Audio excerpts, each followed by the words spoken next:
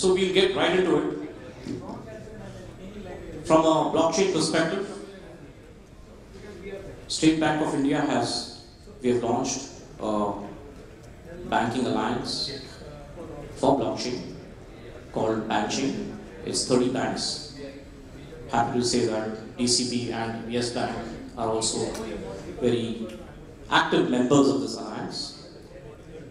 We plan to roll out probably 4 to 5 blockchain production ready solutions this year, and this alliance will probably be one of the most successful alliances to take blockchain ahead. I've also seen that, particularly from the start of this year, that a lot of the use cases that are coming for blockchain are coming from our customers. They're coming from our B2B customers. They're also coming from the authorities and regulators. And probably this will help us expedite the adoption of blockchain and make it mainstream for our banking services. So I'll now start with Rajendra. So Rajendra, I believe last year you all did do a few blockchain solutions, right? And also would like to ask you what you see, what is your roadmap ahead to take this, to do some more blockchain solutions this year. Hey, hi, good afternoon all of you, and thanks elets for giving us this opportunity to talk about this interesting topic. So, I mean, maybe 6 months back, people were, cynical about this technology itself. Is it just a, sort of a marketing gimmick and stuff like that? But as of today, I mean, I can very proudly say, and I'm pretty sure the panelists will also agree with me, it has sort of become a reality. I mean, and we are only, maybe a couple of quarters away from where you can actually see this in action in production. It's gone beyond pilot now. Having said that, we worked on various use cases, particularly from the banking perspective. Supply chain finance was something which we actually could do it in pilot, and it's getting into production shortly. There are other use cases like cross-border remittances. We worked on a platform called Ripple. We also worked on various other, but these are still in the laboratory. That includes trade finance, that includes commercial borrowings, that includes asset management. The important thing in this whole thing is blockchain comes with a trust, and the very definition of bank says trust. I mean, leave aside the various ramifications, the various complications which arise in the BFSI industry, but we need a technology like blockchain to carry this mantle forward of trust here. So Prasanna, I'll come to you, and you have been very active in the hackathon space. I think you have been very active with the startup community. You have been also a very active participant of the BlockChain Alliance. What are your top use cases for blockchain this year, and how are you going to approach it? Do you think that there will be a potential to deploy these use cases and take it ahead? Yes, so when it comes to the use case, after understanding what is blockchain, so when we say what is blockchain and the various types of blockchain, blockchain 1.0, which is widely used blockchain. So all the cryptocurrencies, Bitcoin, Ethereum, or some of those the businesses which are cryptocurrencies around is blockchain 1.0. 2.0 is something which is having the smart contract on the blockchain. Or 3.0 is like amalgamation of the blockchain with IoT or artificial intelligence and so on. So we are seeing the journey of these cryptocurrencies, and these use cases are already there for some other reason or for some other purpose. So what use cases which will be brought in will be benefit of public sector, or will be benefit of all those problems wherein the need of blockchain is there. As you rightly said, Rajendra, the trust factor which is being required, and wherever it is not there, or wherever we'll see a lot of manual intervention, man in the middle, or something which is like a settlement process which is happening next day, or wherever reconciliation is required, or wherever trust between 2-3 parties or more than 2-3 parties as an individual or as a system will come into the picture. So those kind of systems which can take it to the blockchain use cases. So in that also we will do this prioritization, which will to go first. We can certainly revamp complete banking on a blockchain, or a complete payment system on a blockchain where there will not be any man in the middle, there will not be any settlement reconciliation kind of systems. But we already invested a lot so much, then we will not go for such kind of processes. What we look after, like some of those processes wherein a lot of trust is required, process timing can be reduced.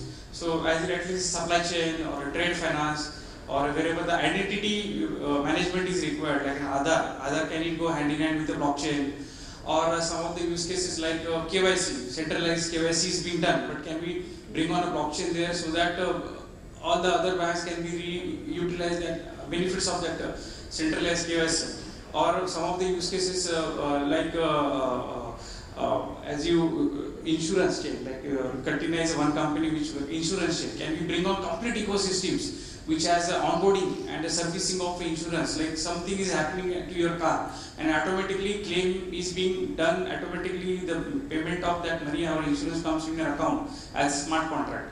So wherever this manual intervention is required and the lengthy process, this kind of use cases will come, or real estate use cases. So typically in banking scenarios, we are going step by step. We done some exercise around KYC use cases. Then we done something around AML. Now we are doing this cross-border use cases experimentation. So BlockChain is one of the forum wherein we see a lot of collaboration instead of competition between the banks. So that is a forum which has given age how banks can come together and do this kind of exercise and POCs. So SBI has done that initiative, then we all banks followed that. So around 33 member teams are there. Not only in India but outside of India, some of the exchange banks are there. So cross-border is the one thing which we are experimenting. Secure documents or vendor KYC, employee KYC, and almost more than 7-8 use cases are ready for experimentation or to go live. So these are all the things which we look for. Later on, as a use case journey will evolve, like use case is only something which will drive the journey of a blockchain. Like the way we have seen the rise of internet. Like we hardly talk about what is that internet. We hardly talk about that internet protocol. What we talk about use cases on the browser. Right? Similarly, we will not talk about blockchain, what is in the blockchain, private, public, these are things. What we will talk about is the use cases of the blockchain. So, Sudin, I think it's a very good time for us bank coming in together, and the technologies like blockchain, AI, a lot of experimentation is happening. As you rightly said, 6 months before or 1 year before, there were hardly more than 10-12 startup fintechs around blockchain. Today there are more than 100, and I think 20-25 are very much matured in this. Although there are a lot of challenges which we'll discuss, okay, use cases will drive the blockchain journey. And I think banks coming in together are identifying right use cases, and slowly they will adopt these use cases to go for an actual big potential use cases like bringing on complete banking on a blockchain. So that will be an aim, like in governance system, right? Recently Maharashtra government has announced something to bring on all some of the processes on blockchain, or AP government is doing land registration on that. Or so there are some global examples wherein Dubai is want every governance that you are there, right? You must be doing more. Almost all process they want by 2020-21, everything should come on a blockchain, so that the trust factor which is required between the citizens and the time required for performing or execution of any of this government process becomes as a smart contract happens immediately. Estonia is a one country, everything is on blockchain. So there are around 300 use cases attached to the one smart card and payment card, and which is on blockchain. So everything happens on blockchain. So it's a very good journey. Sudin, I think we will keep on discussing this very good topic to my heart. So, thanks, Sudin. So there are a couple of other interesting use cases. You talked about land records. Any asset, going from entity A to entity B, you can put it on thing. So, like for example, UK Road Transport Authority, they have actually following the whole life cycle of motor. Right from the day it is manufactured till the time it becomes a trash. Now there are other use cases which also look, beyond the banking, BFSI or manufacturing. So, like for example, renewable energy, and you all know that India is a country of plentiful sunlight. And if you just imagine a scenario wherein the roofs are made up of solar cells, the people staying this could become a secondary income for them. So this will be feasible only when we put all these old stuff on blockchain, connected to the local grid and maybe to the national grid, where you can actually sell the electricity. So there could be some surplus, there could be some deficit. So this could be become a parallel economy. And our government is also seriously looking at these things, and the technology is available. It is a matter of political will to put it into action. Yeah, thank you. So thanks, Rajendra. And thanks, Prasanna. So you can now understand why Prasanna is always a speaker on all blockchain events in India and now I think across the globe also, right? Right. So he's the poster boy for blockchain. That's great. So coming to you, Dipu. So a lot of the independent research reports that we see today do project banks as being up there in the front, leading the need for blockchain. Of course, when we talk about blockchain, we talk about distributed ledger technologies, and then for banks, it becomes an automatic choice to build the solutions and apps around it, right? What do you see from an insurance company? What approach would you take? Like banking, insurance is probably growing at a much faster rate. Overall, the entire insurance market is still under-penetrated, right? Even after quite a few years. What is your approach? How do you see? What are your top use cases? And do you think that insurance will also, come up to a bank level to take this adoption mainstream? So firstly, I like the way you asked me, saying that as insurance come up to the bank level, and contrary to public perception, and using a sense of humor, while bankers talk, insurance has already walked. I don't know how many of you are aware, but we actually have already deployed a blockchain-driven solution 9 months back. So what today you do is, in case you purchase, a travel insurance, for an international flight, and if the flight is, delayed beyond the terms and conditions of the policy, you do not have to submit copies of the flight delay, your ticket copies, you don't have to file any paperwork, right? We get to now deploy in blockchain, and the money will be credited to your account. So that is one of the first use cases, which the insurance industry has deployed, and I think in BFSI, insurance has taken the lead. So that's, a clear benefit for the customer. The other is, if you look at the entire insurance, value chain, right? The claim is the moment of truth. You basically buy an insurance policy because, you want to invoke it, during your tough time.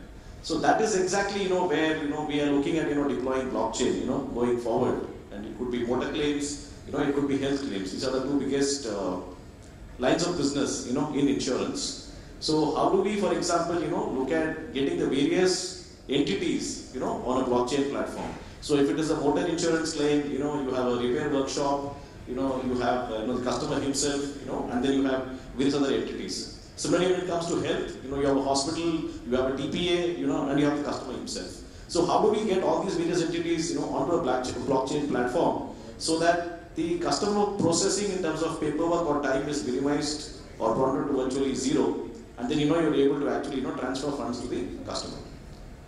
The other area where I think insurers have actually gone ahead of bankers again, is by leveraging Internet of Things.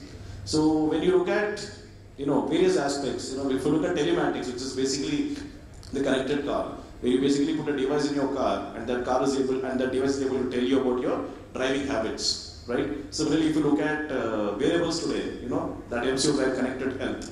And if you look at the home, right, the various sensors. So how do you deploy all these sensors to get real-time data? And then, by deploying, say, for example, a smart contract, right? Let's say, that you are driving your car, right? So the sensor in the car tells us that the car is being used. So that eliminates the threat of fraud, right?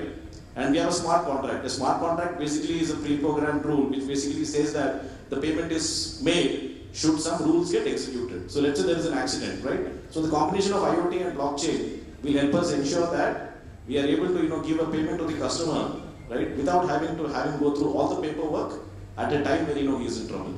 So these are some of the use cases, which have been deployed, and then some of the use cases are, going ahead. So hopefully, you will not ask us, whether we are ahead of, whether we're catching up with banks. Rather, you will ask us whether banks are catching up with us. So, Dipu, I didn't say that the banks are ahead of insurance companies.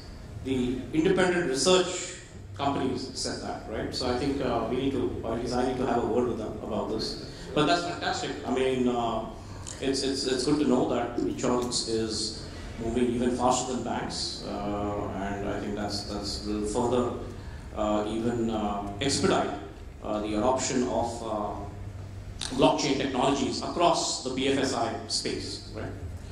So coming to you, Rajendra, as you know, the blockchain brings about a complete disruption in the centralized model, right? It's a more decentralized model. It's more peer-to-peer or node-to-node. There's no intermediary. Frauds, the chances of fraud occurring is reduced greatly because you can't change that particular transaction or record, right? In your view, what is required in terms of building sandboxes, making APIs available for startups, developers? We've already started working with some of the state governments like the AP FinTech Valley, where banks have contributed to the AP FinTech Valley blockchain repository, right? But how do we get this together, right? Ultimately, as banks, we have to come out with bankable solutions. We have to also make sure the entire system works, that there's a settlement that takes place and the trust is validated, right? What do you feel that we should be doing in terms of regulatory sandboxes, in terms of maybe joint development of APIs, in terms of also getting and sharing or developing the APIs with startups and developers or exposing to them? What do you think we should do further? Personally, I always believe in the open banking thing. So whether it is the same set of banks working together, collaboration is the key nowadays. And particularly this particular technology allows you to do so. And it is more the reason because ultimately it will prove beneficial to all, in terms of reduction of cost, reduction of frauds. If you go through the statistics and particularly in the recent times, the fraud itself actually causes some 30 to 40% losses to the bank as a whole community. I mean, those numbers are there in the press. You can just pick up any newspaper in the last week or so. So if you consider all those things, I think collaboration is a key. I mean, even though the banks compete with each other, they can still be collaborating and getting some common good. The other thing is, when we look at blockchain as a technology, you should always look at a bigger picture. I always say that blockchain is a subset of digital transformation, and digital transformation has affected the whole globe and our country in particular. And irrespective of the political color, I mean, it is always going to be digital for our country for the next 4 or 5 years. That is for sure. Now, when I say digital transformation, so blockchain is obviously one of the technologies. We talked about IoT. I also refer to cloud as one of the technologies which will help us get the digital transformation there. API, and that is, I'm going to talk a bit more about it. So API, basically, blockchain or all these technologies has to coexist in the ecosystem. So they need to talk to each other, they need to talk to other applications, they need to talk to IoT, they need to talk to other stakeholders, banks, the insurance companies, and there will be scenario where all these players will be maybe on the same network. The dealers of car or guys selling an insurance, car insurance, they could be all a bank payment, customer or maybe a farmer or businessman. All these guys could be on one particular network and sharing each other's assets, sharing each other's payments, and that is a scenario which is obviously possible. And when people say blockchain is not yet mature, this is the scenario we are talking about. So doing point-to-point solution, we can't say we have done that. I did one supply chain finance, we have reached that. I won't claim that. What it only proves is that transaction is technologically possible over blockchain. But that is not the end game. The end game is when all the players come on this thing and that happens. And that is why the startup fintech companies have a very big role to play. Particularly because people keep on saying there is lack of proper talent available to work on these newer technologies. But that is where the startup fintechs will give a very big hand and they have a very big role to play. And the API, if you allow them to access the API, so there is always a risk factor. So to take care of the risk factor, you always get a sandbox model. And basically, there is a aspect from the regulator, there is an aspect from the legal, but I am not going into the right now because testing, I think the regulator has never stopped you from doing the testing. The regulator will come into picture when we try to productionize those things. So that will become a good layer for the startups to play a very, very important role in this. I'm just referring to one of the challenges which blockchain today has, particularly in our country, is the legal sanctity to it. Because till the point all these digital documents over blockchain get a legal sanctity under Schedule 2 of the IT Act 2000, the digital documents cannot be held in a court of law. And I know a couple of weeks back in one of the similar forums, I was talking to a lawyer, and he said, Rajendra, that could take a year or maybe 10 years. But having said that, as a technology, you can still make use of it under the current ambit of law. So when we talk about the whole ecosystem, the integration, the collaboration is the key word. Great, thanks, Rajendra. Prasanna, from your experience from the hackathons, I believe also the work on the APIs, and also the work we're doing in BlockChain, what would be your focus areas? Ultimately, banks, we make money on risk management, right? May not necessarily be on a lot of the other products that we have, but it's mostly on our products that we lend, right? What would be your focus areas? What do you feel, judging from the experience that you've had, what can be done, and how could regulatory sandboxes typically help to develop the fintech ecosystem, as well as also help internally the technologists in the bank, in our banks, to also upgrade their skills and to work on more on emerging tech and take it ahead. Sudin, this is very, rather than right question, I would say this is the approach we require as of now in India. Typically, when we see our innovation index of India is not up to 40, like we are now rated as a 40 or 39. So among those 197 countries, we say our ranking is 39. It means that whatever innovations we do, whatever fintechs we have, so our ranking are around payments or infrastructure or food or agriculture or a smart thing, whatever we are doing as a part of innovations, we are rated as a 39.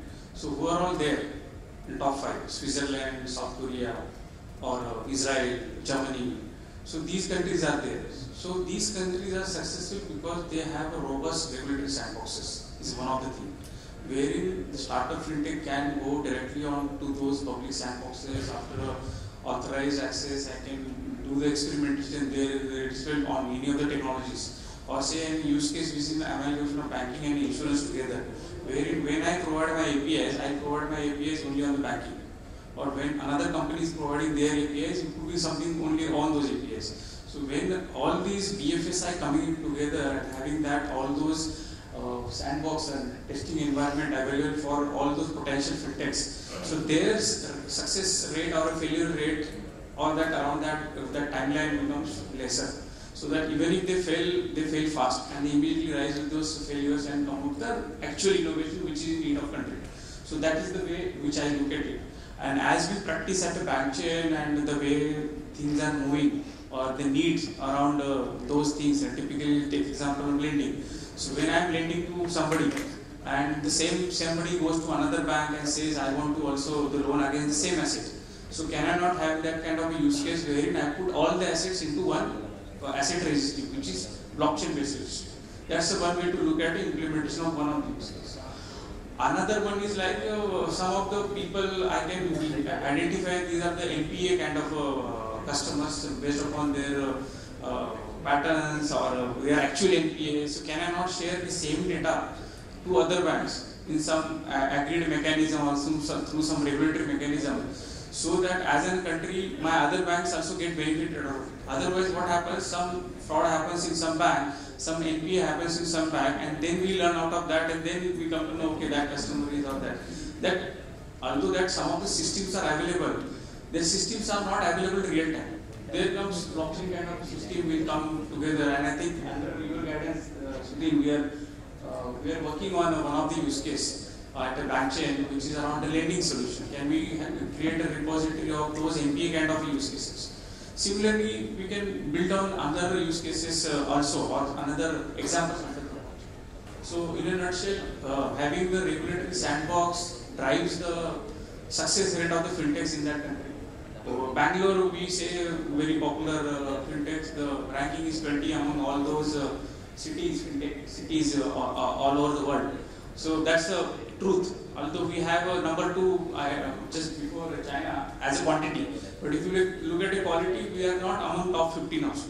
So let's accept that and let's work on that. I think work is already started. We are requesting BT and we are requesting various forums in government, TP government or Maharashtra government. We have started this fintech forum wherein one of the agenda is can we not create a regulatory sandbox. So regulatory sandbox is a need of a time, and use cases around lending and will be the one of the priority use cases in banking. Thanks, Prasanna. So coming to you, Dipu, in terms of how banks have got together, and now we are looking at how to build sandboxes, right, with the regulators, with the authorities, help the fintech startups, as well as our own internal technologists, so they can upgrade their skills, right? Because there's always a fear of otherwise emerging tech coming in and replacing although I still believe that there are 100 times more job opportunities in emerging tech than in identity tech. What is the approach from your side?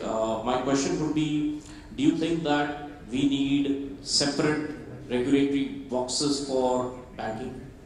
Or can we also merge the space in terms of BFSI and probably have a joint regulatory sandbox, right? Get all the regulators and authorities together.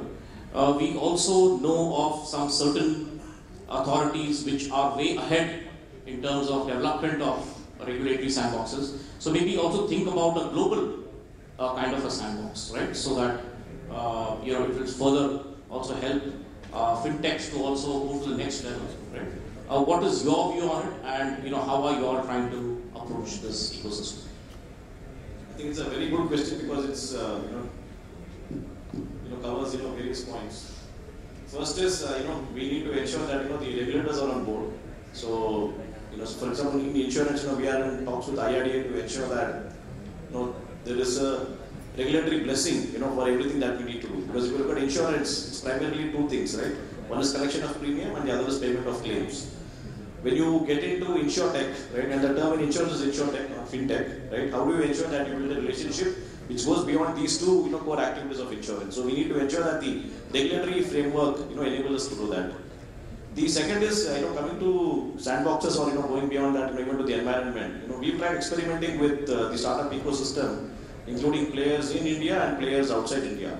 And what we figured out is that if you look at startup entities outside India, then the Indian model does not make sense for them from 2 perspectives. One is commercially it's not viable, and the other is there are regulatory constraints. A lot of them would want the regulatory jurisdiction to be their home country, right? Whereas we would want it to be India, and we really do not have a very robust cross-country regulatory framework. So then what we figured out is that it obviously makes sense for us to work with our homegrown ecosystem. Now the point is that when you go to a startup ecosystem, these are not universal players. Many of them are niche players. They have some very specific use cases. Somebody could be extremely strong on photogrammetry. Somebody could be extremely strong on for example voice enabled servicing of customers, right? So what we have figured out is we need to pick some very specific use cases. Work with them, maybe even give them some funding, right? And then figure out how do we take these niche cases forward. Now this is something which comes from experience. Now coming to the interplay of fintech and insurtech, right? I think one model which we can emulate is Singapore. Singapore has an extremely good model of an interplay of insurtech and fintech, because ultimately they are saying that we need to keep the customer in mind, right?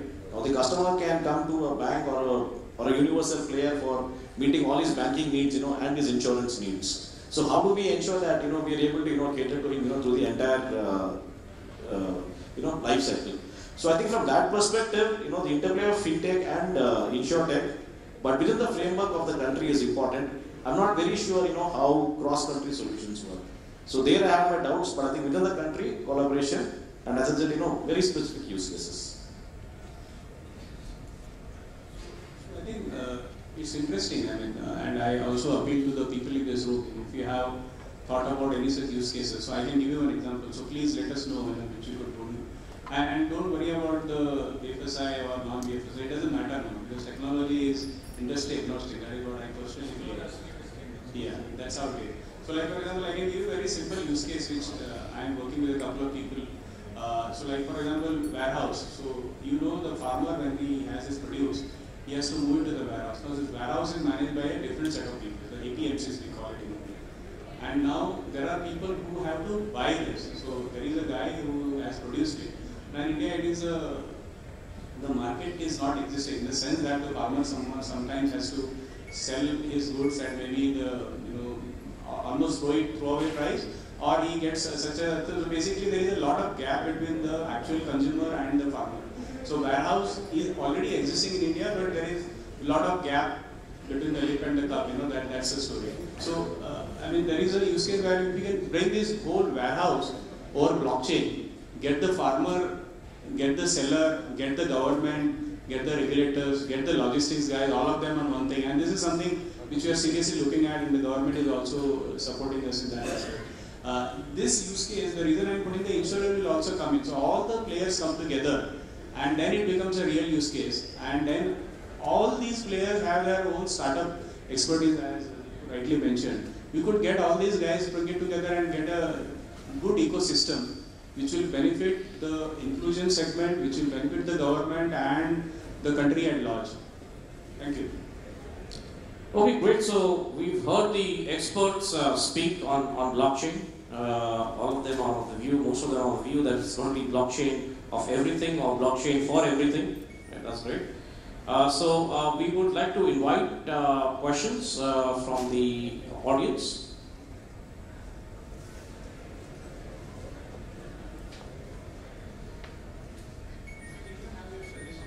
Or any views? Yeah.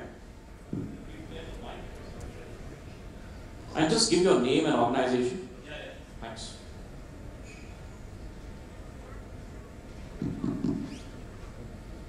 Mr. Basu, advisor government and banking practice team computers for a leading SI company.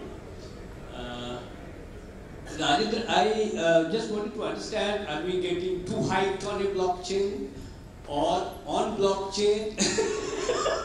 On blockchain, we have to really identify the domain or the area. Like one I clearly understood, like a couple of banks or a couple of transport companies, logistics or real estate, they can share information on a real time so that each other can get benefited.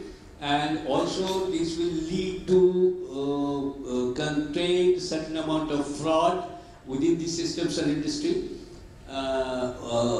So just a clarity on blockchain to be thought of which type of applications, which type of customer requirement, because we are the seller. So when you go to customers, people might start talking blockchain without knowing what is blockchain, what is the utility. So at least we can give a clear thought process or a vision that, okay sir, these are the areas you can think of which will benefit you. So customers are, just before Rajendra says, so customers are now not talking about blockchain with us. From this year onwards, they want blockchain. Okay, so there's a big difference. So basically you heard him, right? The innovation index we are 39 and we have the largest intellectual manpower available in India, maybe just second. And so we should be in the top 5. Why we are not there? This is because we have been missing the bus forever. A while ago you mentioned that we are quick in adopting all the Linux flavors, unlike US or Europe, right? So we have that advantage, but we are not taking the advantage. The same thing would happen in blockchain, and it is not overhyped, let me tell you that. If right now there is a book lying on my table which talks about what blockchain is all about. If someone has an interest, maybe we can go through it. It talks very clearly what blockchain is technology. So technology is time tested. Bitcoin is there for the last 15 years. So it is a time tested technology. The only question is how do we make use of it? And there is a big political will. I keep saying that because transparency, confidentiality, and trust don't sleep well with the politicians, and that is one of the reasons it is not getting up. But having said that, there are a lot many benefits which could be over and above this, of the small term interest and the long term interest. So I look at blockchain from the long term interest. So it is a right hype, it is not overhyped or it is not a marketing diplomacy, but it is a technology which can be put to the benefits of mankind. That is what I try, and I am looking at a global level. Asha, now you ask another question, that what are the use cases which could be taken. So blockchain is not a panacea. So everywhere and anywhere you can't use blockchain.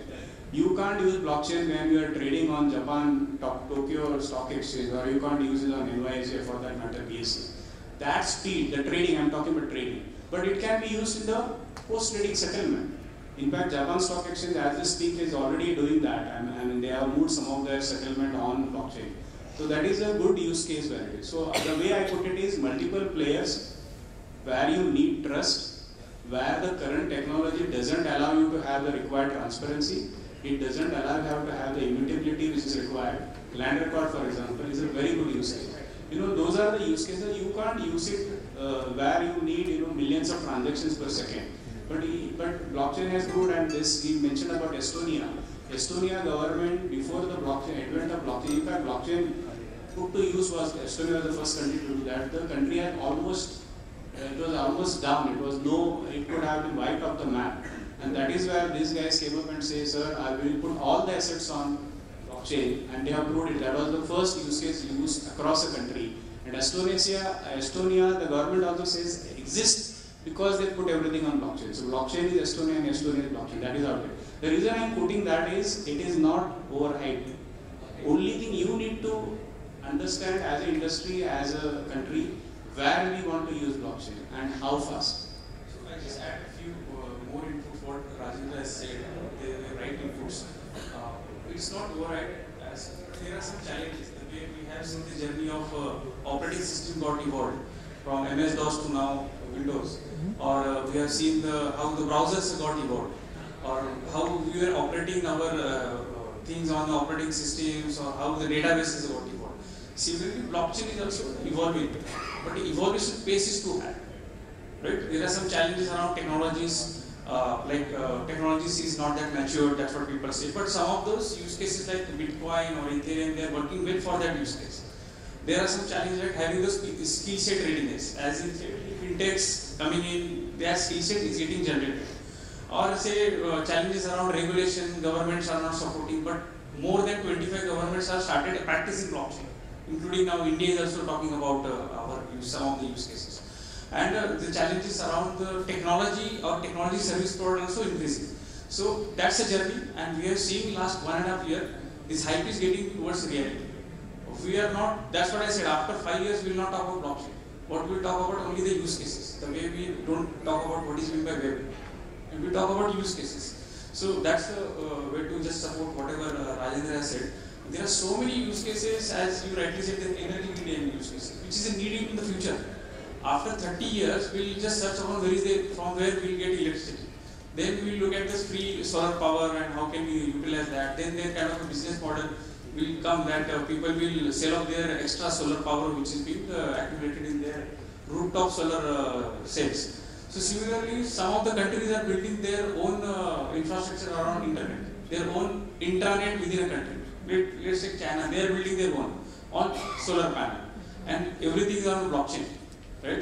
So I think there's a lot of potential around this technology, and other challenges are there with DLT, which is a base of blockchain technology, which, like say, at times performance is not there. But having DLT in the picture, like distributed ledger technology, some of the new things like hash graph, there, and a lot of experimentation which is going on. Like tomorrow, if you want to build on the payment system also, like today there are thousands of transactions. In case of SBI, I don't know how many lakhs of transactions happens within an hour.